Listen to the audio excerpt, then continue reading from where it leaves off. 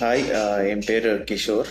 உங்களுக்கு சொத்தைனாலேயோ இல்லை ஈர பிரச்சனைனாலேயோ ஒன்றோ இல்லை அதுக்கு மேலே பற்கள் நம்ம எடுக்க வேண்டிய நிலைமை வந்துச்சுன்னா அது எடுத்ததுக்கப்புறம் எப்படி ரீப்ளேஸ் பண்ணுறதுன்றத பற்றி தான் இன்றைக்கி நம்ம பார்க்க போகிறோம். இதை நம்ம ரெண்டு விதமாக பிரிக்கலாம். ஒன்று ரிமூவபிள் ரீப்ளேஸ்மெண்ட், இன்னொன்று ஃபிக்ஸட் ரீப்ளேஸ்மெண்ட்.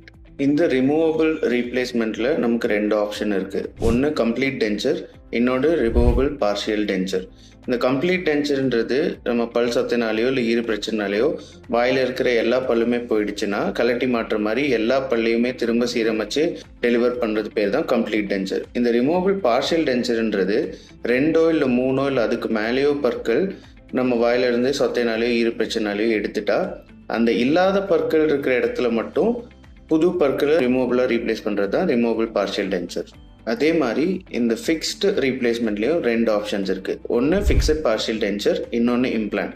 ஃபிக்ஸட் பார்ஷியல் டென்ச்சர்னா என்னன்னு கேட்டிங்கன்னா, நம்ம பல்லு இல்லாத இடத்துல அதுக்கு முன்னாடியும் பின்னாடியும் இருக்கிற பல்லோட சப்போர்ட் எடுத்து நம்ம பிரிட்ஜ் மாதிரி டெலிவர் பண்ணுறது ஃபிக்ஸட் பார்ஷியல் டென்ச்சர்.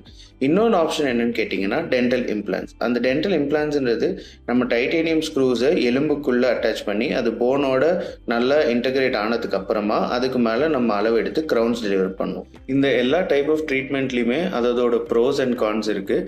ஸோ உங்களுக்கு சூட்டபுளான ட்ரீட்மெண்ட் எதுவாக இருக்குன்றதை தெரிஞ்சுக்கிட்டு அந்த ட்ரீட்மெண்ட் நீங்கள் எடுத்துக்க கண்டிப்பாக வந்து எங்களை விசிட் பண்ணுங்கள். தேங்க்யூ.